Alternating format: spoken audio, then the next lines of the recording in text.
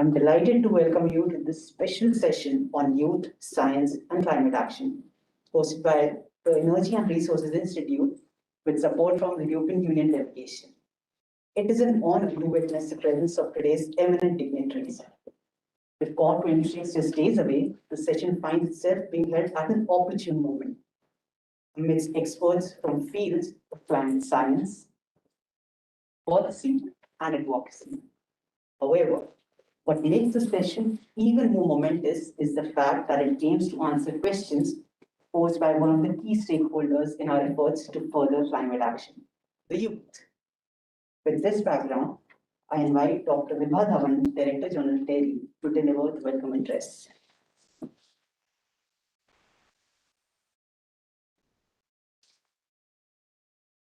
Thank you so much.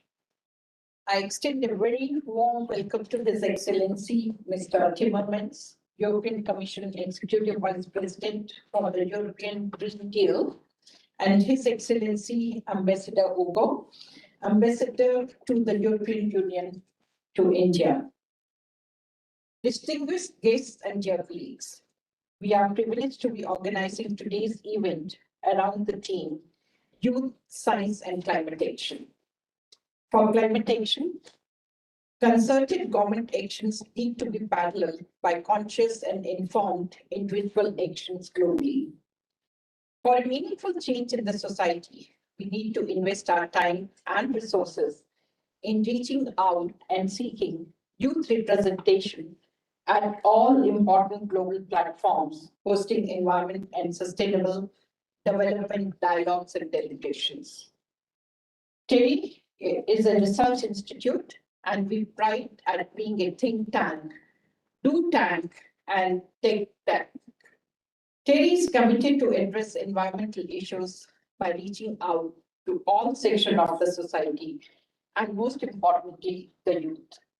And I must confess, what I'm finding is that this generation is far more responsible than what we were. And maybe the reason for that is that at that time, we were talking about climate change as a threat, but today it's a reality. So therefore, you all have right to question us. What have you done to our planet? It never belonged to you, it belonged to future generations. And therefore, it's equally important for us to reach out to you. This is what we are doing, and rather you should be questioning and putting pressure on our generation to do far more than what we are doing. I'm happy to share that TERI has, or rather we have developed the COP26 Charter of Actions, a knowledge document, which is TERI's effort for rallying the global community towards driving climate ambition and actions. And I'm sure you will find it very interesting, so I encourage you to go through that and also give your comments, if any. I also take this opportunity to invite His Excellency, Mr. Timmermans, to attend the World Sustainable Development Summit. So that's a yearly event that we are doing for last 2 decades. Initially started at Delhi Sustainable Development Summit, and now it is WSDS, World Sustainable Development Summit. And it's every year in Feb, and this year it will be from 16th to 18th of February 2021. This year, of course, it will be in the virtual mode. So in a way, it won't cost you so much in terms of time. And therefore, we do hope that you'll be able to attend this summit. And the title is Towards a Resilient Planet, Ensuring a Sustainable and Equitable Future. With these words, I welcome you all to today's event. Thank you.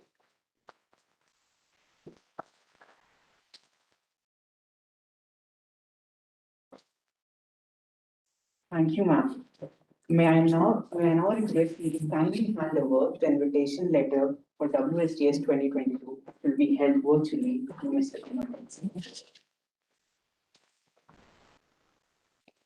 Thank you. Thank you very much. We do look forward to your presence. I will be there. Great, thank you. That made our day. Thank you. To drive home the seriousness of climate change and its impact in the Indian context, I now invite Mr. Saurabh Bharadwaj, Lead Climate Change Modeler and Fellow, Earth Science and Climate Change Division, TERI.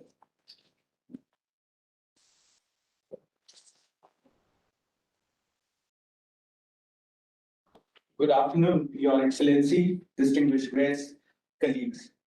I'll be presenting few key messages on climate change impacts in India. The recently published sixth assessment report of IPCC brought out some focused cornerstones of climate change and emphasis on how little time we have to make amends.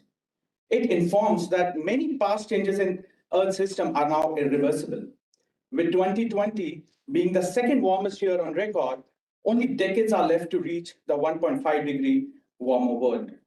India has always been vulnerable to climate change, and the recent past has made it clear that we have to act fast before the tipping points are crossed. India has steadily warmed from mid-20th century with an increased warming rate of 0.15 degrees per decade.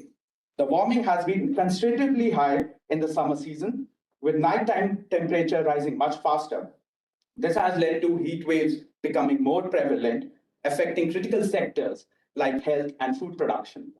The increasing trends in drying of soil moisture in north-central India and intensified droughts in northwest part of India are some of the key indicators that immediate climate action is needed. The latest climate projections inform that annual global land precipitation is projected to increase.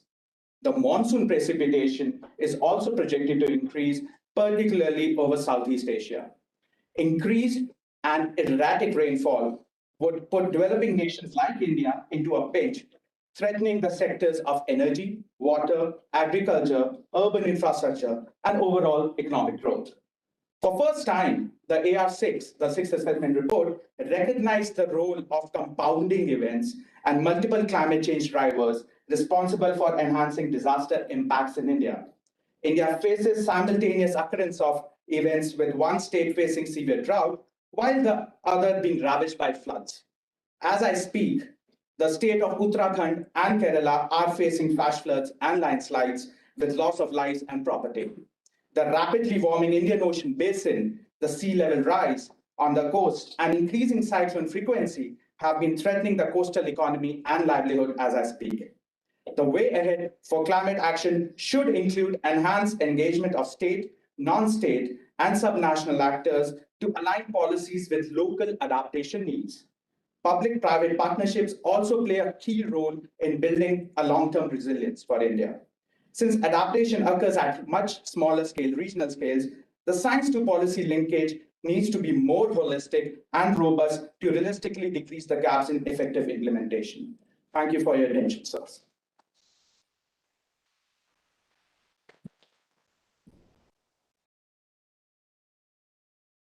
Thank you, Mr. Bharadwaj.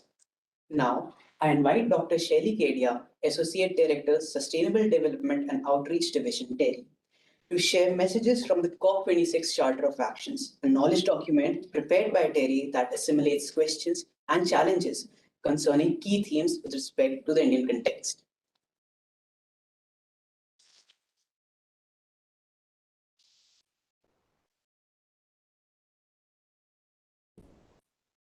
Good afternoon, Your Excellencies, our youth delegates, distinguished guests, and colleagues.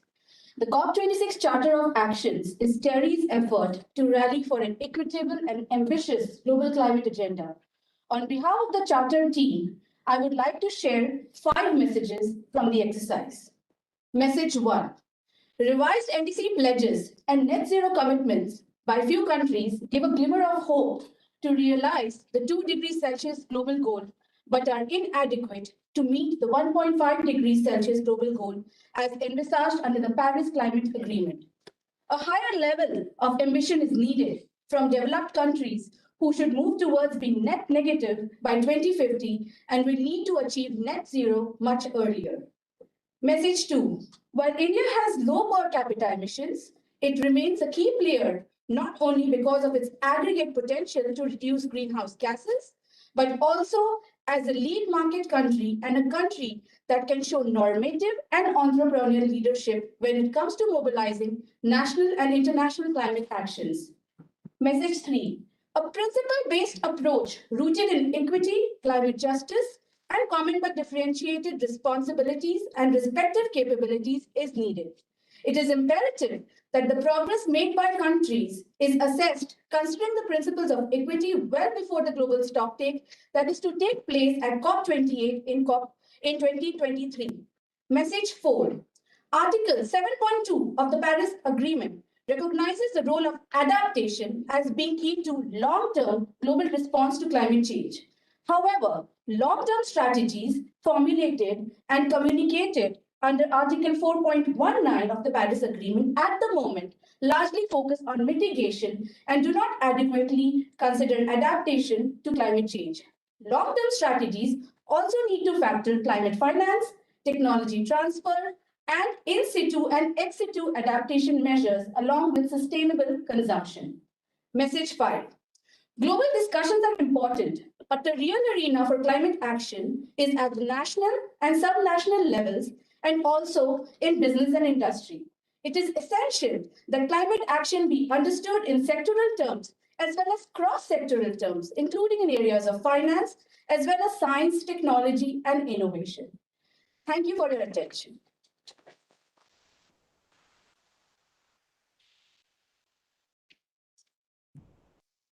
Thank you, Dr. Kedia. I feel privileged to invite His Excellency Mr. Frans Timmermans, Executive Vice President, European Commission, to deliver the keynote address.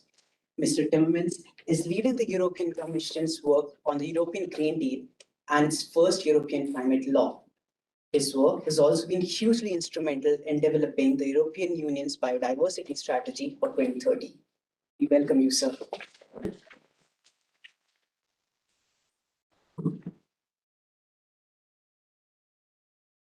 Thank you very much for these kind words. And it is I who feel privileged to be able to have a discussion with you here today at TERI. I am an admirer of your work, what you're doing under sometimes not easy circumstances, but you're plowing ahead, you're leading in an area that is of importance for our survival. And I want to start with that. We have a European Green Deal, we have a climate law in Europe, we have legally binding objectives for our member states and the EU institutions. We would have nothing had it not been for the Fridays for Future movement, had it not been for European young people going into the streets, European young scientists, because many of these scientific areas, you are most prolific and most innovative before you're 25.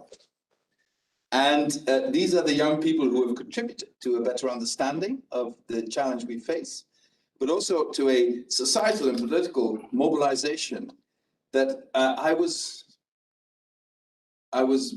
dreaming of for so long, and it just didn't happen. Young people were idealistic, they were motivated, but they were completely disorganized. Young people would think that sometimes putting your views on Facebook or Instagram would be enough to change the world. And the threat of extinction has made young people realize that they need to get organized and need to get together and need to start movements with a global impact. And that is what I believe you should be doing. And that is also the power you have. Our responsibility as older generations is not to tell you that you should motivate us, is to lead the way there where we have the possibility to lead them.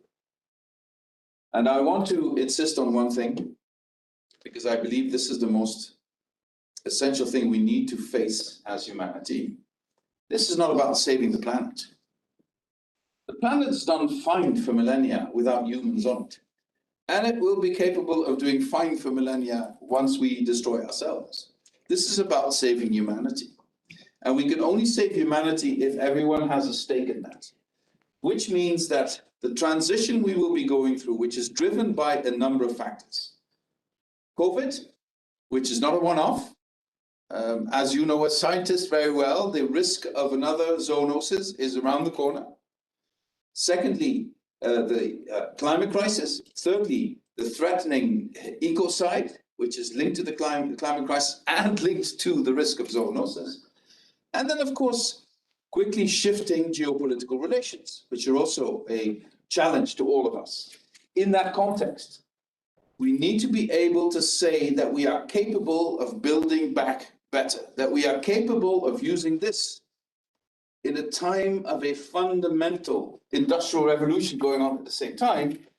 We're using all this to combine it into a mission to build back better and leave no one behind.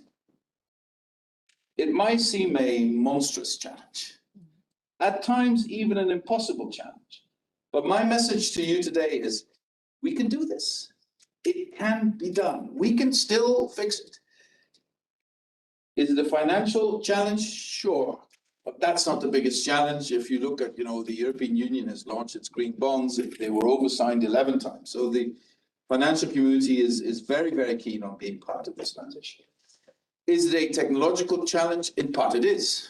Many of the technologies are only there in embryonic form. We still need to develop them, but nothing needs to be invented from scratch. We need to develop them, invest in them, and focus them on practical applications. So that's not a challenge either. So where's the challenge? The challenge is political. The challenge is to make sure that we get politicians, responsible politicians, to take the lead with the business community, with different generations, to actually start moving. What is the biggest challenge of that?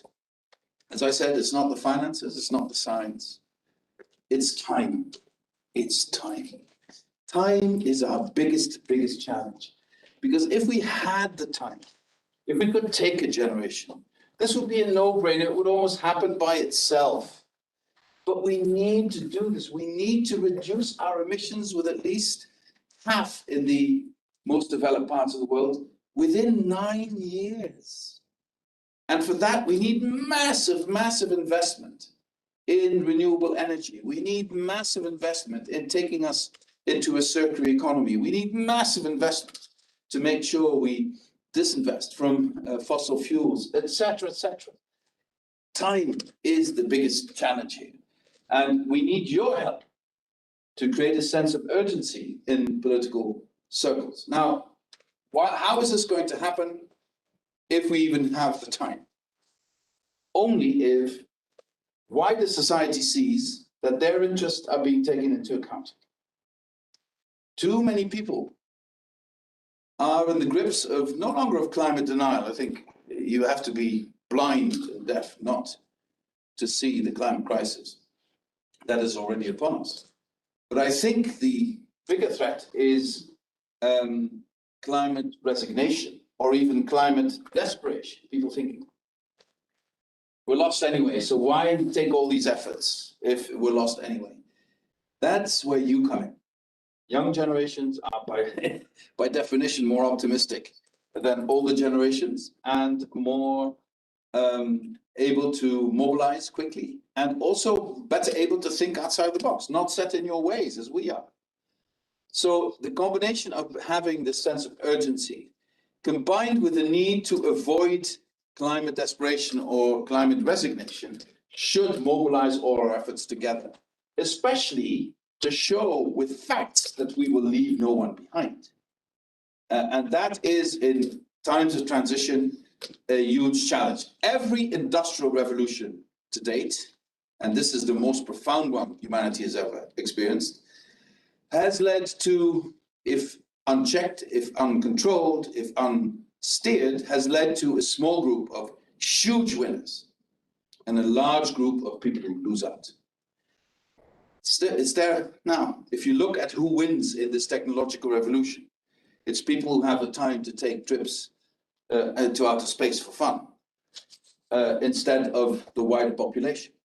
So the issue of redistribution within societies and between societies is the crucial factor of success in this transformation. And I understand when the government of India says to us, yes, but you have this historic legacy. You have been building your economy for over 200 years on fossil fuels, and we're latecomers, and we should not be held accountable for your mistakes in the past. That's right. That's correct. We have a bigger responsibility in this mitigation. But whether we have a bigger responsibility or less of a responsibility, if we don't fix it together, we're all lost. And that, I think, would be our proposition to the developing world, that yes, we have a bigger responsibility. And yes, we need to show that we understand this by putting the $100 billion that was promised to the developing world on the table. Yes, as was said before, we need to show that we take adaptation as serious as we do mitigation. By the way, why didn't we do that? Because of embarrassment. Because initially adaptation was seen as sort of an admission of defeat. Whereas now we understand that adaptation and mitigation are two sides of the same coin. They are just as necessary together. And we need to show that we are serious about that at COP. We need to show that we're serious about fostering investment in developing countries. We need to show that we're serious about technology transfers, about scientific pooling. All of these things is what we need to do. But the developing world also needs to be serious about saying this is their problem as well. As you were saying before, failed harvests. Who suffer most? The poorest people on our planet. And let me end on this before I'm looking forward to answering your questions. The biggest illusion, there's two illusions we need to be very careful with. The one is the illusion that if we do nothing, everything will stay the same. That is a powerful illusion that people like to bathe in. You know, people who fear change try and create the illusion for themselves that if I just look away, if I just stay put, everything will remain the same. That's a huge illusion. That's a huge illusion. And we need to convince people of the cost of non-action, of the cost in human lives lost, of the cost in economic devastation, of the cost of the planetary devastation of non-action. We need to convince, and then the cost of action is peanuts compared to the cost of non-action. That's the first thing we need to show. The second thing is, what I see in parts of Europe, vested interest, trying to create the sentiment that climate action is antisocial, that climate action is taken at the expense of the socially weak in society. Whereas the opposite is true. No climate action means that the people who have nowhere to go will pay the highest price. And so this is the second call I have on you. Never ever let them tell you that there is a contradiction between social and climate action. Climate action will only succeed if it is social. We can only be social if we engage in climate action. Thank you very much.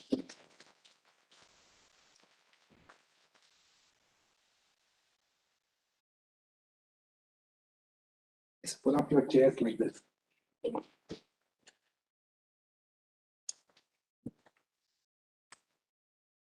In a semicircle.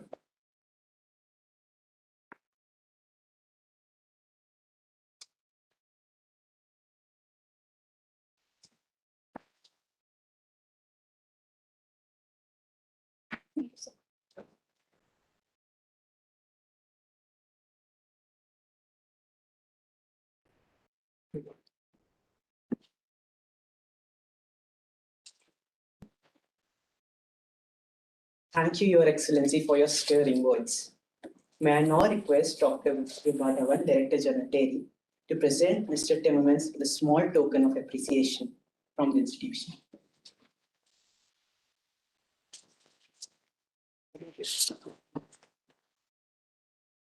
This is a book on Gandhi. Thank you. Of course, I think sustainability lesson starts from Mahatma Gandhi. I guess it does indeed. To our country what it means. And I suppose the world should follow that, but this world has enough for everyone's needs, but not greed. So Thank you very, very much. you'll find, I'm sure you'll find it. Thank you. Can I open this?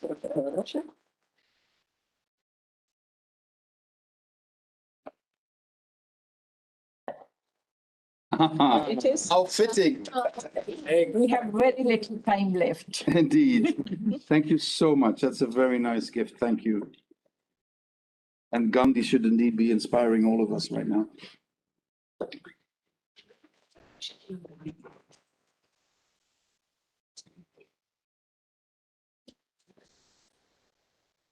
As we now proceed to our special youth session, I feel honored to invite Ambassador Manjeet Puri, Distinguished Fellow TERI, to kindly introduce the youth representatives and take over the proceedings of the session. Thank you. Your Excellency, let me leave this with you. Yes.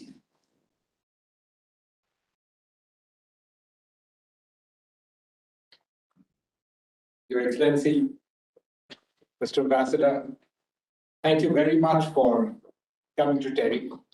Thank you very much for being part of this great journey that India has embarked upon for sustainability, for climate action. Let me, just as a citizen, but a citizen with interest, tell you that no matter what happens or does not happen in these negotiations, the land of India will be one of the biggest places of climate action in the years to come. And I think we are truly understanding of this fact. And I think best symbolized in TERI gifting you the hourglass. Time and its essence is something that we've internalized. Your Excellency, I think my young colleague here pointed out to you that if you look at the television screens today for the news in India, it's unbelievable that in the end of the month of October, which is a time in northern India, that the weather is turning from warm and hot to nice and cool.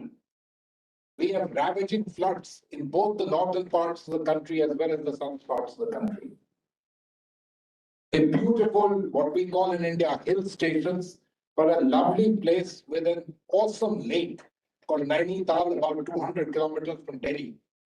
The lake has overflowed, and I don't think that we can all find any other rational explanation. There must be something local, but no other explanation other than the fact that the planet is warming. And I think we understand that quite well. Your Excellency, given COVID requirements and restrictions which continue to be in place in New Delhi, we have for you a representative group of very engaged young people who are involved with the climate issues, with sustainability issues, and with environmental issues in Delhi. Most of them are graduates. One of them is still studying.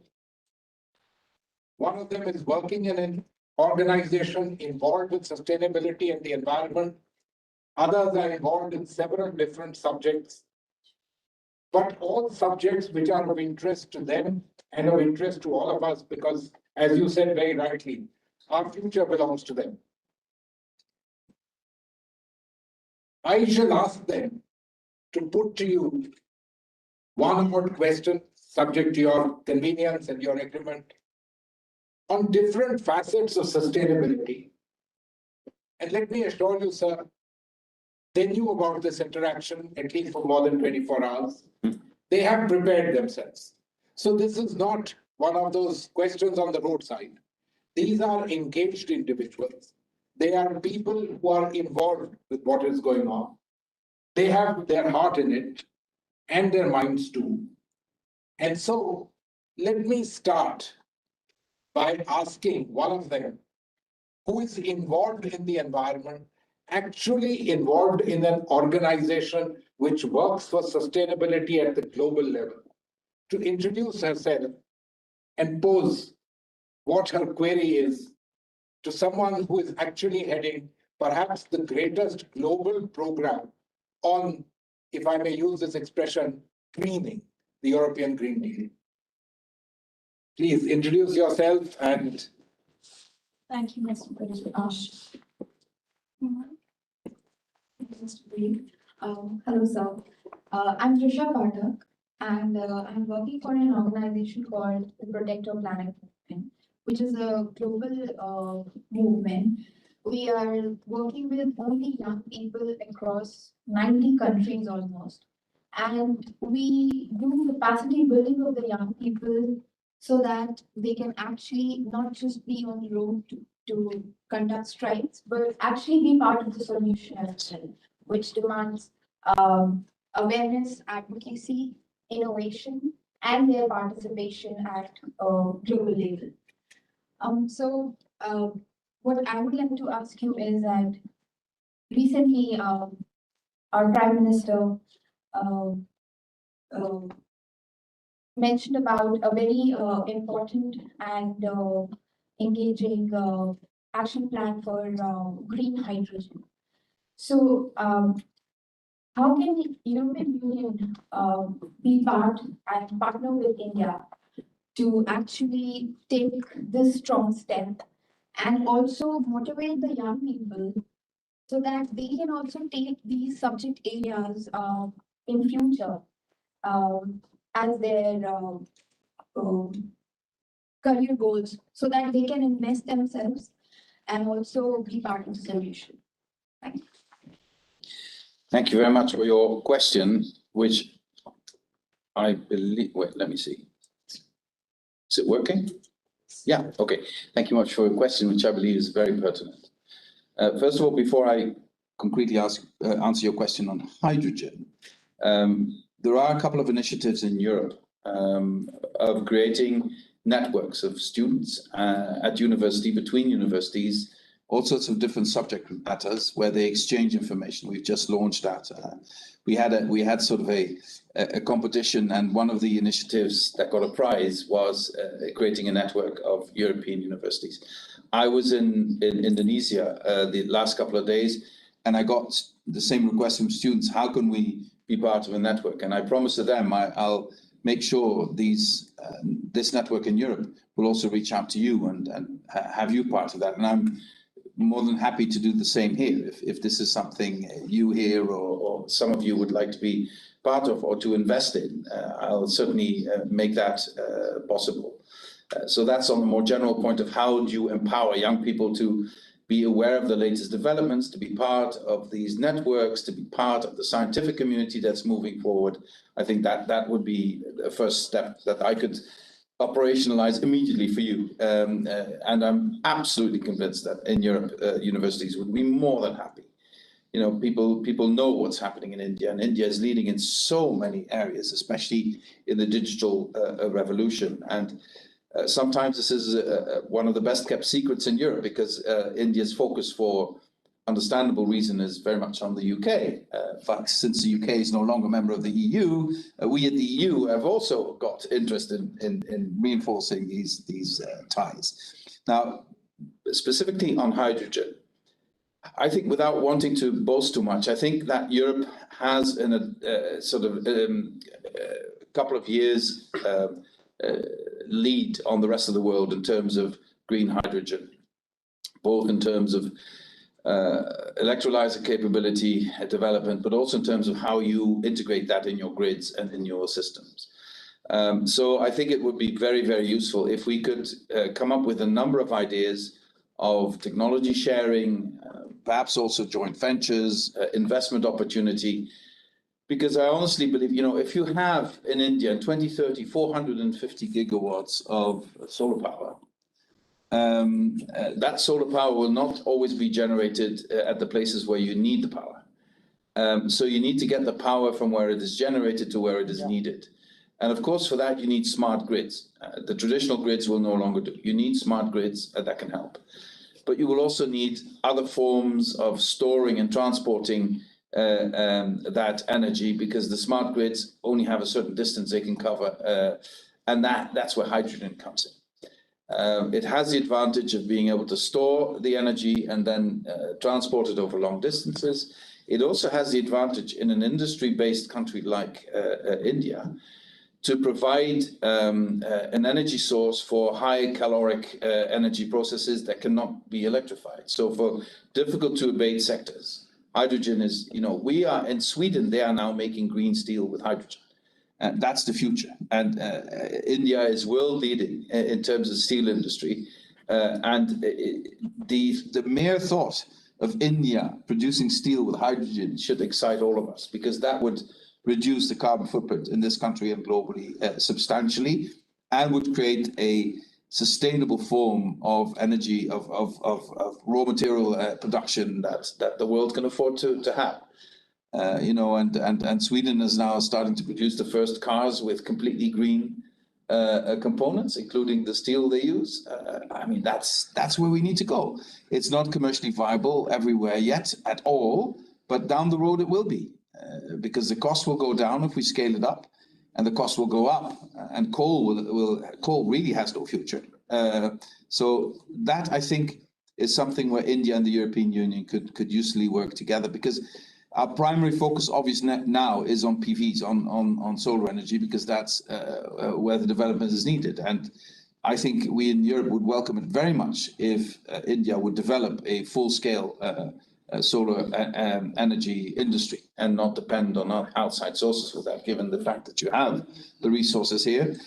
And we would very much like to be part of that development. So, and the second phase in that will be, how do you get the energy? How do you store it?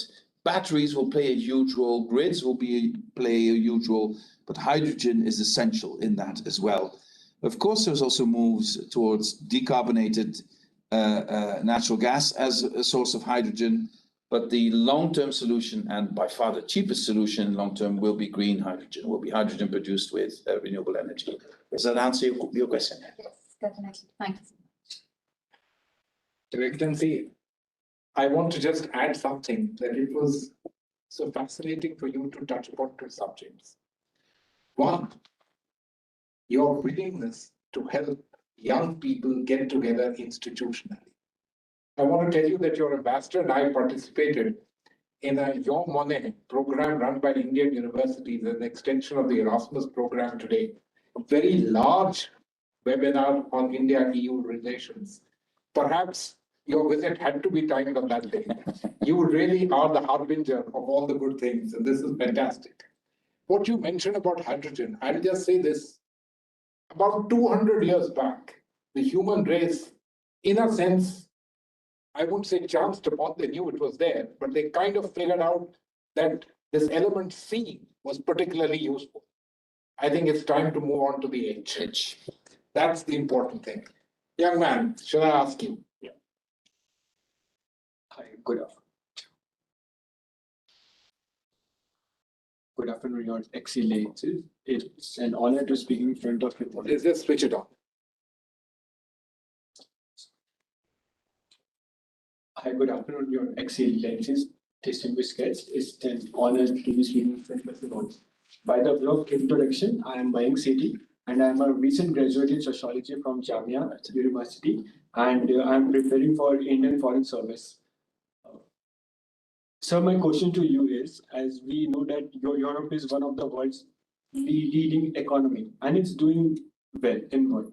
And so there are many developing countries of the world who want to excel in climate change, and their citizens want to have a good climate.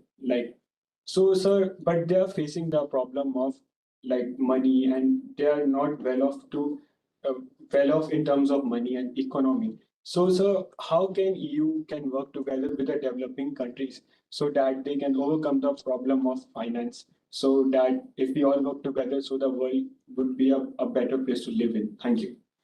Thank you very much. First of all, and I say this in the presence of at least two more diplomats. I went to diplomatic school before you were born, and I never regretted it. So you're choosing a profession that I can only commend you for choosing, because it is, in this world with all its insecurities, serving your country abroad is a noble cause, And I would encourage all of you to consider a career as a civil servant, and specifically also in the foreign service.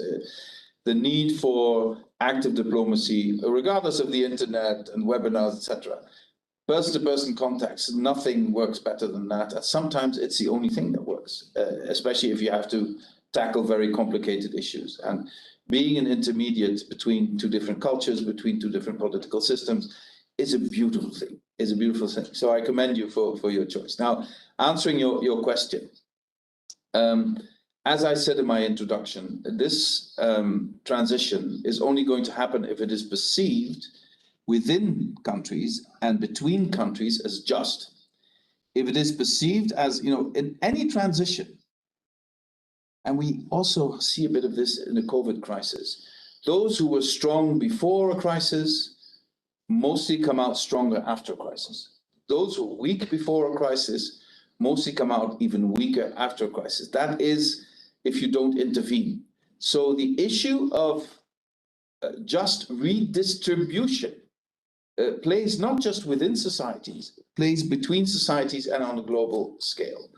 Politics is about nothing else. If you boil it down to the essence, politics is how you bring together everything that we have collectively and make sure that it is fairly distributed in society. And then people would say, because I'm from the center left, people would say, that's typical lefty talking. But tax relief for big corporations, that's also redistribution. But that's not lefties talking, that's the right talking. So however you look at it, whether you believe that tax relief for big industry is the best way forward, or whether you believe that other forms of redistribution are the best way forward, the only way forward is redistribution. The form of redistribution is a political choice. And the level of redistribution between countries and continents is a matter of diplomacy and a matter of justice. And that is where I believe we will have to prove as the developed world to begin in Glasgow that we mean business. $100 billion was promised for adaptation and mitigation to the developing world. We still have not reached that goal. The European Union has increased its contribution. We now contribute about 1/3 of that sum. And we keep urging even our member states to do more, but especially the other rich countries to do more.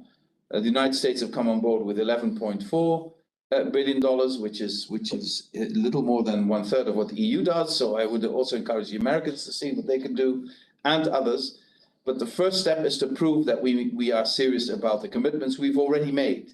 And then the second step is, I think, to combine public investments with the huge potential of private investment, to make it easier for the financial world and private investors to start investing. Sometimes you need some seed money, but very often you just need to create the right conditions. So the science needs to be there, the technology needs to be there, but also the fight against corruption is very important. The protection of investment is very important. Long-term stability and security is very important. What we need to provide for that as public authorities is policies that last. Don't change your policies every couple of years, because that makes investors too nervous to invest. That is why in Europe we have set our climate goals into law. So it is legally binding upon our member states to be climate neutral by 2050 and to reduce our emissions with at least 55% by 2030. That is a sort of security that the private investors are looking for. That's why our green bonds are so popular. And that's, I think, the way forward also to make sure on a global level that we get the investments where they need to be. Your Excellency, I was particularly happy to hear that your green bonds have been so heavily oversubscribed. May I leave a thought with you? You know, when I look at my country, and some of us have been working on this field, the $100 billion, very important. It's mostly important because of the trust factor. Yes.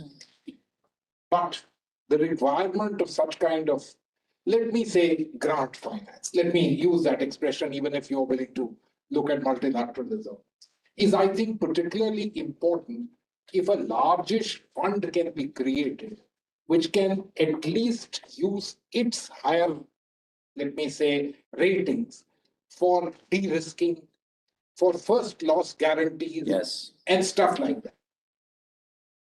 I think that is something that many people are not focused on.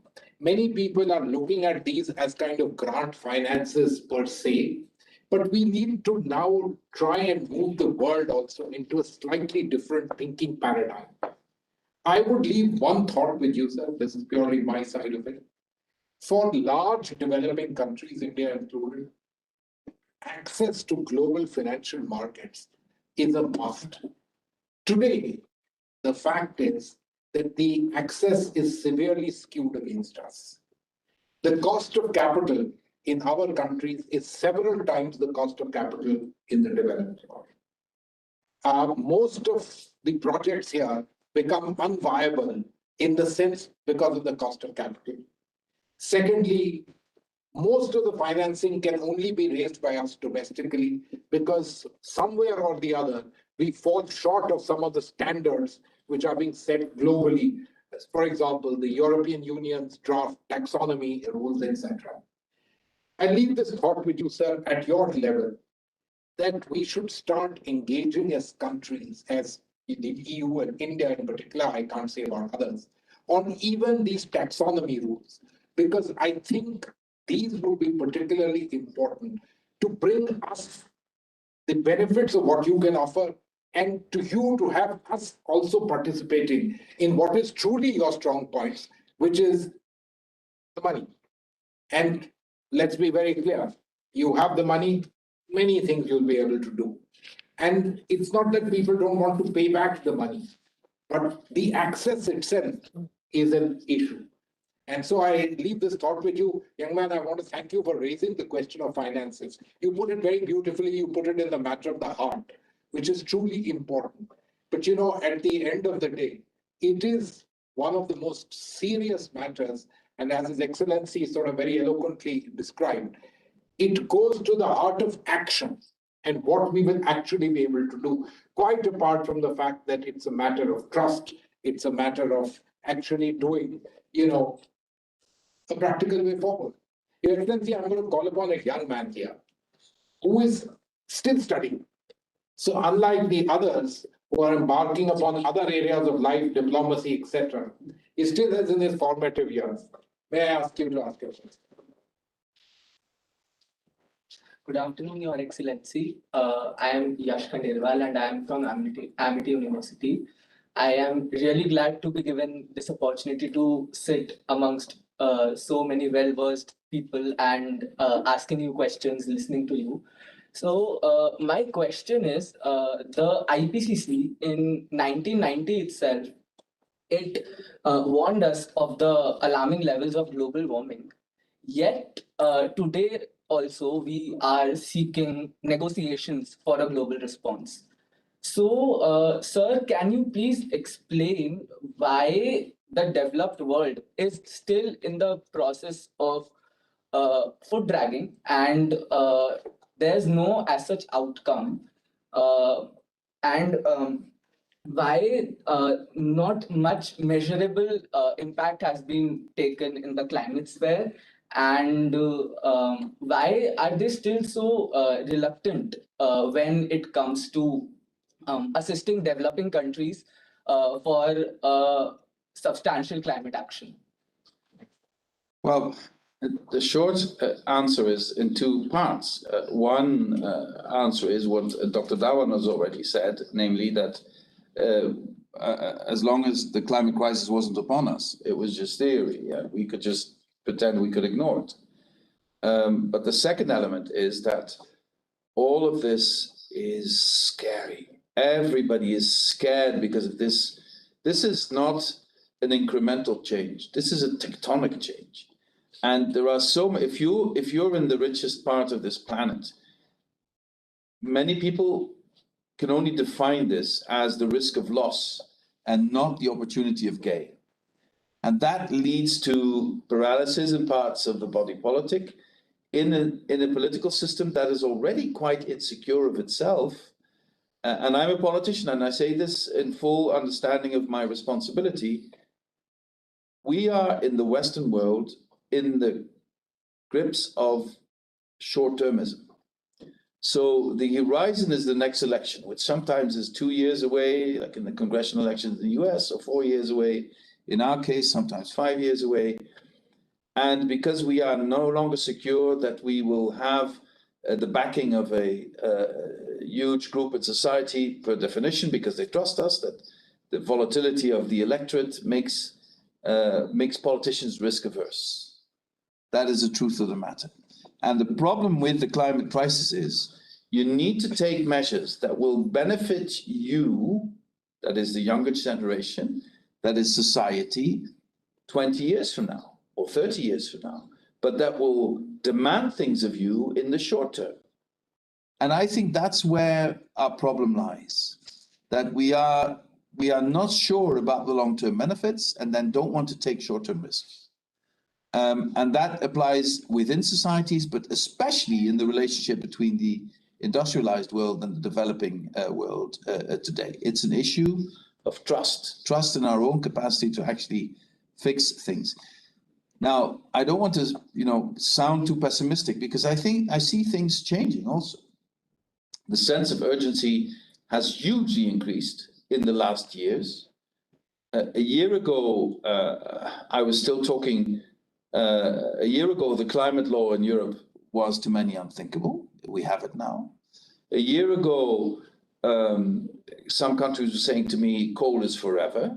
Now there's no member state in the EU that doesn't understand that coal will end well before the middle of this century. So, I also try and look at the positive developments. The level of dialogue with the developing world has improved. But let me also point to one thing, perhaps make it a bit more political, if I may, in the short run. What is the developing world and what is the developed world? To what extent can we keep allowing the major emitter on this planet, which is China, with 28% of greenhouse gas emissions, to keep saying that they are a developing country when they are clearly a huge world power with huge emissions? I think also China is coming to terms with that and is changing its tack and understands that also China has a responsibility to take here. At the end of the day, no country does this purely out of the goodness of their hearts for other people. Solidarity is not altruism, it's something different. There's always a core of self-interest in solidarity. You need to keep that in mind. We need to support the transition in developing countries, because if we don't, we all suffer, also the richest countries. We need to create transfers on a global scale, to organize redistribution on a global scale out of our own self-interest. And of course, in our speeches, we will love to take the moral high ground, and we do this to help the others, etc., etc. But at the end of the day, no country on this planet will take fundamental transformational steps, which are also full of risks, unless they understand it's in their own self-interest. That applies to India, that applies to the EU, that applies to the United States, that applies to China, that applies to Russia. And because people understand that this climate crisis is a threat to all, that's why everybody's moving now. Everybody's moving now. I agree with those who say we should be doing more in adaptation. That's a fair point. There should be more climate finance from the industrialized world to the developing world, also a fair point. But everybody's starting to move, because everybody knows that they will all suffer if we don't, including the developing world. Thank you. Are you satisfied? You want to ask something else? No, I am quite satisfied. You are?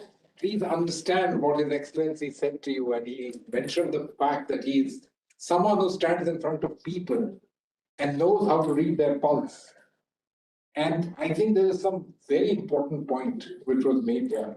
The question that everybody will look after his own interest. I think we should all be very clear on that. There's no altruism in that sense of the term. But at the same time, the world also recognizes what is increasingly becoming self-evident and working in that direction. I think, Your Excellency, much of his question was directed in the direction that you certainly know, which is not Europe, but which is across the pond, where, whether we like it or not, the fact of the matter is that today, while the calls for international action are loudest, we aren't seeing anything, even on domestic action, even which has nothing to do with green or climate change, etc.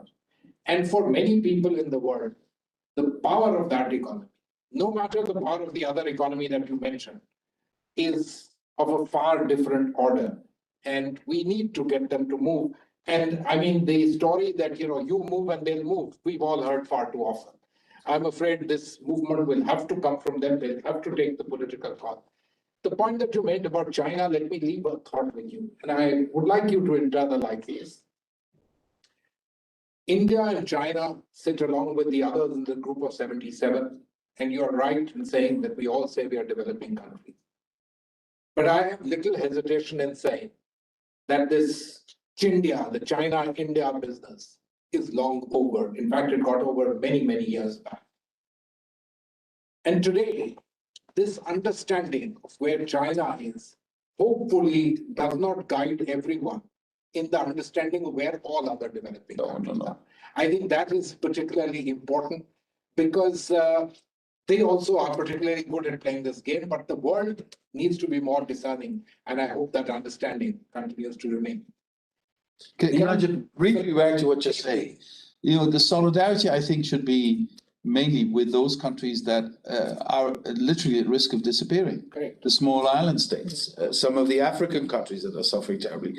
That is where the G77 should put its solidarity and not be used for the agenda of some really great powers sometimes. And I think this is a development I'm seeing. It's happening, fortunately.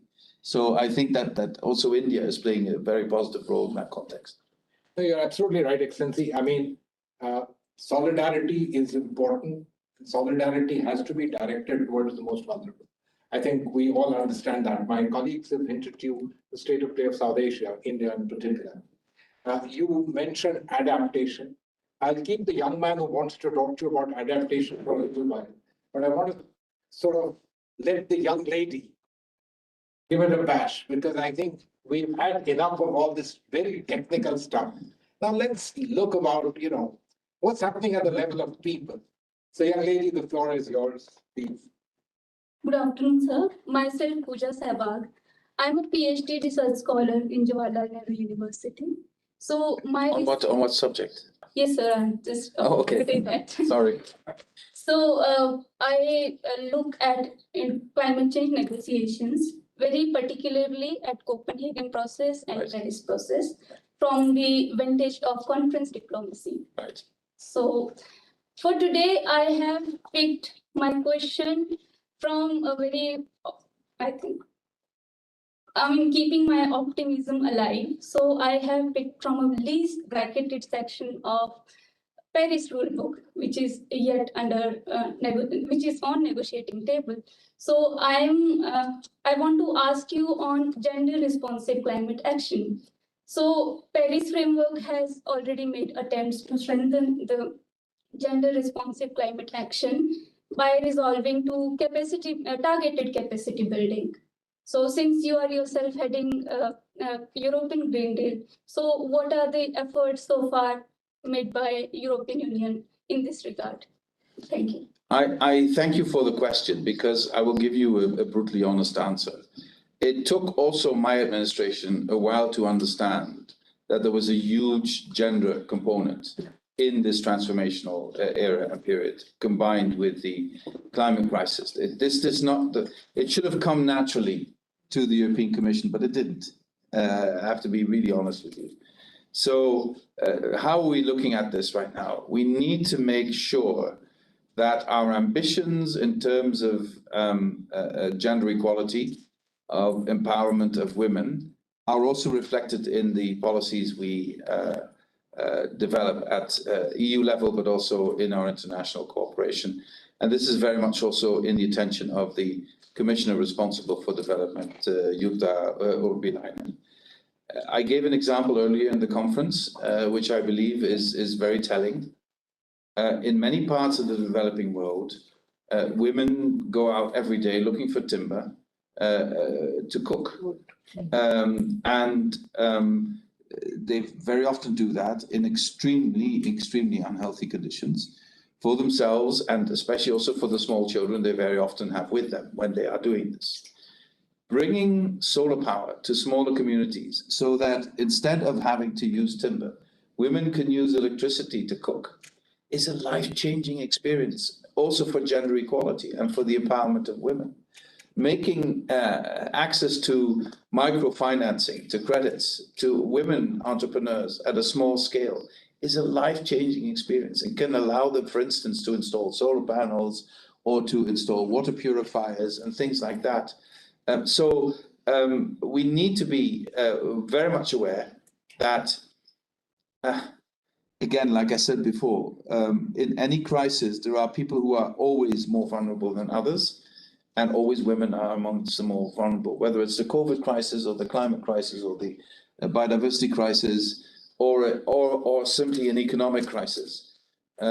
We've seen in the COVID crisis, I'm just talking about Europe, not talking about anybody else, and I'm not here to lecture anyone, I'm just giving you the facts from Europe.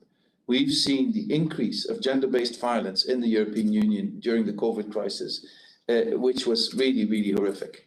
Simply because people are being locked up, because they don't find ways to relax or and then they take it out on the weakest part of their families, which are the women and children mostly. So just to underscore the point that in your policies, if you really want redistribution and fairness for all, the gender element in this needs to be more pronounced. And I say this, again, I have to be honest with you, in a political context globally that is not always conducive to that. There is globally, also in Europe, a pushback against women's rights right now, using ideological or religious or cultural arguments to say that male privilege isn't actually privilege, but it's the natural state of play.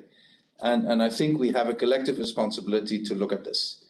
And I hope you will take my words for the value. I'm not here to lecture anyone. I'm talking about Europe and the task we have, and perhaps we can lead by example, and then perhaps others can follow. Thank you. You want to ask something else? No. Your Excellency, this is fascinating what you just mentioned. We in India have also noticed this particular thing in terms of the lockdowns and so on and so forth. For me, it is, of course, something now that you mention it, that anyone should have thought it would happen in any society. Because frankly, no matter all the progress that we've seen in the West, issues of these kind remain germane within families, etc. And we are still a far cry from all of that. But you mentioned something else about women. This organization, TERI, Your Excellency, is India's foremost and perhaps largest institution involved in energy, environment, sustainability from all sides, as Dr. Dhawan mentioned, from the technology side, the policy side, and the advocacy side, on all sides of it. So one of the very large, massive programs that they ran for years was lighting 1 billion lamps. Yes. And the whole idea was exactly this.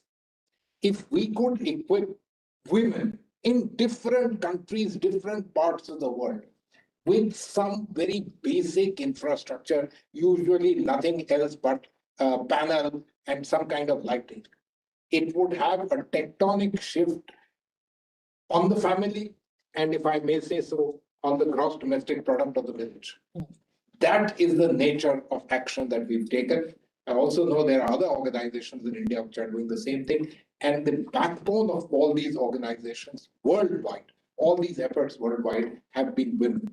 And people have felt that it is through them that this becomes actually a lasting proposition and not one of we did it today and tomorrow it's over. But I think particularly important, thank you for your very good question. Your Excellency, you mentioned that adaptation can't be merely a lip service paragraph anymore, and it has to be taken seriously. Gone are the days, as you mentioned, that A, it was an admission that something was there and we didn't know how to tackle it. B, some more people thought, oh, that's great, we'll have strawberries in the tundra or somewhere in Siberia and everything will be hunky-dory. But no, I think the realization has dawned upon everyone across the world that this is now an equal facet, and a facet which is imperative. Literally, if we switch off today, we still have to do adaptation. And consequently, we would need to devise frameworks, methodologies by which we address it. Young man has been talking about this, and in fact also did some study on it and participated in a debate on adaptation some time back. And we actually deliberately focused on him and said, let's bring someone here who's actually thought a little bit about the subject and is a little bit familiar with it. So may I ask you? Thank you, sir. It's an absolute honor, sir, sitting here right next to you. So, sir, as already mentioned, my question is based on adaptation. And before that, I would like to introduce myself and my background. So, I am recent graduate of English Literature from University of Delhi. And I have taken a keen interest on environment, which ultimately led to climate action. Though my study field does not at all promote it, but that was on my personal end. And I have tried to establish a pole of change. So coming to my question, which I believe a part of it has already been asked by Sir, and another part has already been answered by His Excellency. Still, considering the importance of the subject, I would like to go ahead. That's considering the historical emission, we see that even if we cut down on the emissions today, climate impacts are going to severely impact the planet. And even if I may add on worsely, so amid all of this, why in the light of adaptation, it is that it's not given its due importance, and what we can do to upscale the adaptation actions, considering the current scenario that we are in. Who's your favorite writer? If considered from in genre, I prefer Amitabh Ghosh. Then I'm a big fan of Saadat Hasan Manto, who has written on partition. But if I would add on the environment aspect, I do seek my inspiration from William Wordsworth and his idea of romanticism from environment. Very awesome. Wonderful, wonderful. And by the way, you know, I have a doctorate in French literature, so you know, we all end up in different places. Since I'm in a scientific environment, I just want to again plead for the humanities as an essential part of finding solutions also in the climate crisis, because the humanities teaches us to look at the world through the eyes of somebody else, and that's the essential element to find common solutions to common problems. Apart from all the hard science that needs to be done, the understanding of other human beings and their conditions from their backgrounds is essential if we want to find common solutions. So in that sense, humanities are just as important in the climate crisis as the hard science we always refer to. Now, secondly, answering your questions. There is no sense in adaptation if it is presented as an alternative to mitigation. There is no sense in mitigation if we don't also tackle the issue of adaptation. So these are Siamese twins. Unless we approach it in that way, we will not solve the problem you put on the table. And what does this mean for adaptation specifically? This means that we need to create the conditions under which erratic weather, the unpredictability of harvests, the lack or overabundance of water are tackled with measures.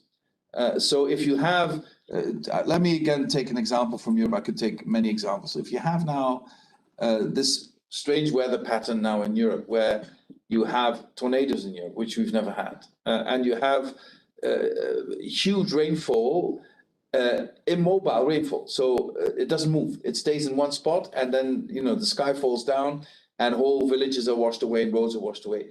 And then sometimes in areas where there's a lack of water for the rest of the year. So you need to create capacities to give space to that water and then to cap it so that you can use it in agriculture, etc. That's adaptation. But adaptation can also be to bring solar power to desertifying areas and use that solar power to desalinate water and then irrigate those areas. That's also adaptation. Sometimes adaptation measures, you know, the fact that we are at risk of creating parts of the world where now hundreds of millions of people are living that might become inhabitable means that we need to look at the issue of migration also in terms of adaptation efforts. So there are innumerable angles at which we need to look at this. But in political terms, it's also become now an element of trust. Those countries like mine, I'm from the Netherlands, we have been, you know, there's a saying that said God created the earth, but the Dutch created the Netherlands, because much of my country is below sea level. So adaptation has been something we've been doing for many centuries. but we can afford to do that. Let's be blunt about that. There's many parts in the world, your neighboring country, Bangladesh, they have comparable challenges to the Netherlands in terms of water management, but they don't have the means to treat with that. And if their arable soil is washed away because of lacking water management, hundreds of millions of people will be in trouble. So we need to understand the scope of the problem, then come up with common solutions, sharing the technology, making sure that this is widely available at an affordable cost. Then also the investments will be made.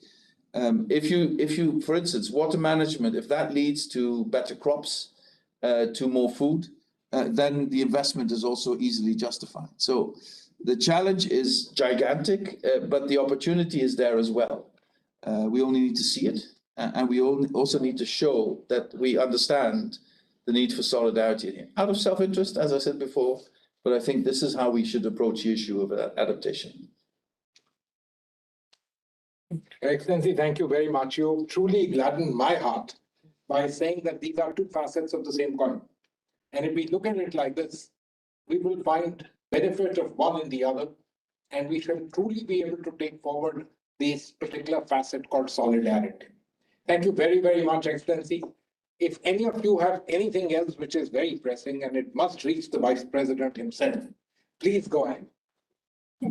There is a young man, a question. Please go ahead. Sir, this young colleague works with us and has put together today's program himself. So I think he has every right to it. Please. Your Excellency, first of all, I just want to thank you to come here ahead of COP. And I'm really glad that we are having this session right now. The question that I wanted to ask was that while it's amazing that the world is working towards the goal of net zero, but given the accumulated carbon emissions that are already here, isn't this time when the developed world at least should start making efforts to go net zero? Oh, yes, yes. They have to. Yes, we have to. And our plan is to be climate neutral by 2050, which is more than carbon neutral, which also means that environmentally in balance, we no longer harm our natural environment. And then after that, we will have to go negative, without any doubt. And we will have to start making plans for that.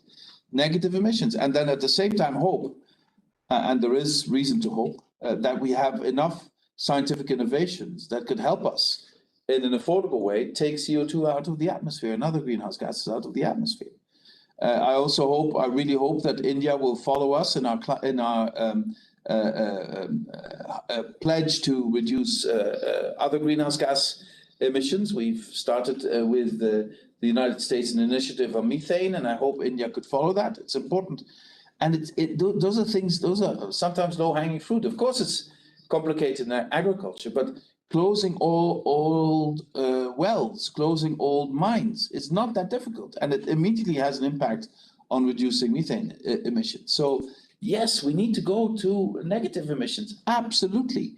And it's certainly not impossible. Certainly if you are, like me, an optimist about technological innovations. To give you one example, I was talking to Bill Gates, I think 2 months ago, where he said that if the carbon price goes, now the carbon price in Europe in our emissions trading system is at about 60 euros a ton right now, slightly over 60 euros a ton. He was saying if we have a carbon price of approximately €1 a ton, already existing technology of capturing CO2 directly from the atmosphere becomes viable. Now, this is technology that is still being developed, and you can be sure that there will be a delta in price reduction of that as well in the future. So, let's stay optimistic, but let's not be complacent and just think that these innovations will happen by themselves. But let's stay optimistic that we have enough human ingenuity, like in this room assembled today, to come up with the right solutions. Your Excellency, thank you very much. So, can I? Oh, please go ahead. I think we do have 5 minutes. We do. Please. Go ahead. Working with young people, I have this experience that more than anything, right now they are looking for awareness, they are looking for climate education. And giving an example of gender issue, we we are working in Cameroon with a small project where we are actually conducting debate competitions for girls so that they develop a better understanding of climate change. By giving this example, I wanted to highlight that how important is climate education and awareness is for developing countries, not just Africa, but there are many such countries, and especially for young people. We work with young people from starting from the age of 9 who are developing amazing innovation and technology, and with young people who are at the age of 21, 22, who are still looking for more to get educated about climate. So my question is, how we as organizations who are working to create more and more awareness, we can expect that the European Union organization and similar organization will be helping us to actually build more capacities and create more awareness. Okay, so let's make sure you stay in touch with us through our delegation here or through my colleagues, because there's so much happening in this field. Climate education is going to be crucial in getting where we need to be. In Europe, it's very often the kids who educate their parents on other behavioral change. Moral authority of kids is huge. Huh? Yeah, same here, same here. Well, the nuisance value of kids is huge too. I can tell you, as the father of 4 kids, but by the way, I'm a grandfather by now, so it's I feel this responsibility very strongly. But education is key. Education is key because every small step every individual takes helps. So in the fight against climate desperation or climate indifference, showing that your small change in your behavior has a positive effect on emissions and thus helps prevent the climate crisis is something we need to bring through education. Now, we need to work closely together on this with practical experience, because we are also experiencing a bit of pushback by people who are pretending that climate science is ideology based, so it's an ideology and not a science. And so you shouldn't be teaching this to children. You are brainwashing the children, etc. So we have to find ways of proving to everyone that we're talking about scientific facts, that we're talking about something that's happening and something we need to do something about. It's not about ideology. Actually, I think climate denial is an ideology, not the realization that there is a climate crisis. So let's stay in touch and let's see if we can support your efforts. Thank you. Thank you, Your Excellency. You've taken us to a very good point. Denial, the anti-vaxxers, there's no end to that. You know, we respect their freedoms, but other than that, we have to do the right thing. And I do believe that it's this great, wonderful human mind which brings about evolutionary changes, technology, innovation. Sometimes they run their course, and after that, there has to be a course correction. Your Excellency, I'm going to ask Dr. Livleen Kala, who heads the entire advocacy among young people here at TERI, and who put together today's program, to come here and say a few words. And we want to thank you very much on behalf of the organization. In your busy schedule, you found time to come here. As I said, I think we are a very big voice and a sponge for sustainability and environment in India. Your being here has added to our own self-motivation, but we are quite sure that your visit itself will be a motivator, a harbinger, and many more things will come globally as a result of your leadership. Thank you. Thank you for inspiring and motivating me to go on with this. Thank you. Dr. Kala. Thank you so much. His Excellency, Mr. Frans Timmermans, it's been an enlightening evening for us. And we take back this beautiful message of looking at climate change through a social lens. That is very important. Thank you for your time. His Excellency, Mr. Prestido, we meet again. And it's a wonderful experience to be working with EU in India through all our projects. Ambassador Muthiapuri, thank you for your time. Dr. Vimal, Director General TERI. We are inspired by this great leadership team sitting here who's motivating all of us to move forward. So the biggest take is, as I mentioned, looking at climate change through a social lens. And as we said, a lifetime opportunity for these students, these youth, to engage in a risk break. So that is conversation in Dutch, and we have enjoyed the conversation. Thank you so much. Dank u wel. Yeah. That's also Dutch. That's right. Very good. The success of today's program, as we see, rests on the views put forward by the distinguished guests, by the youth, all of you together. But I would also like to acknowledge the Youth Climate Conclave, which has brought forward this enthusiastic youth who are working with us for the last 3 years now. So thank you for this opportunity through YCC and also the COP26 Charter of Actions, which has brought forward these enriching points. We are obligated to our audience for their participation and suggestions. Thank you so much. And as we say, correct me if I'm wrong again, we don't. Thank you. Thank you so much. Beautiful. And, we move on to the next part, which is even more interesting. May I please request you for a group photograph with our participants to Sure. forward. Sure. Please, yeah, thank you. Right here?